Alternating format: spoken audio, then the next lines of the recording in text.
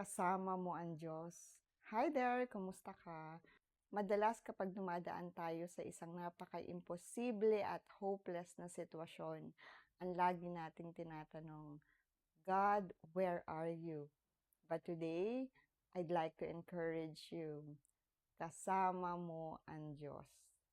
Naalala ko tuloy yung kwento ni Shadrach, ni Meshach, at ni Abednego. Sila yung tatlong tao na pinatapon ng hari doon sa kumukulong hurno dahil ayaw nilang sumamba sa Diyos-Diyosan.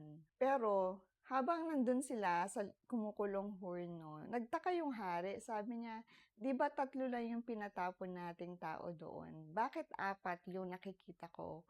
At kung makikita sila ng hari noon, parang hindi naman sila nasasaktan, nahihirapan, o nasusugatan. At tuwing dumadaan ako sa napaka-hopeless na sitwasyon at natatakot ako, that story always remind me of this beautiful truth.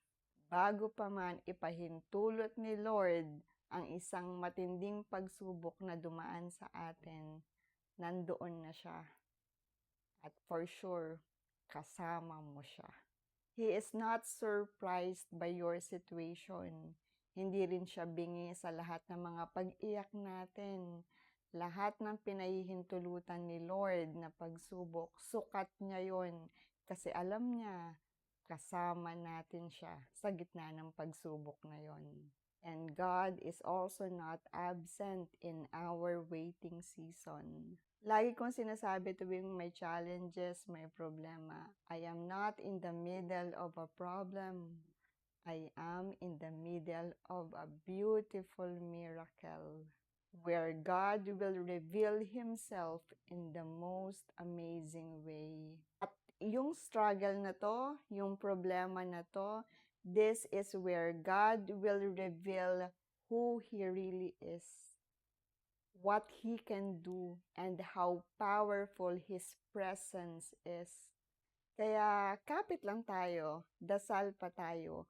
One day, people will look at your life and will amazingly say, grabe, ang laki ng Diyos na kasama niya. You are not alone in the fire.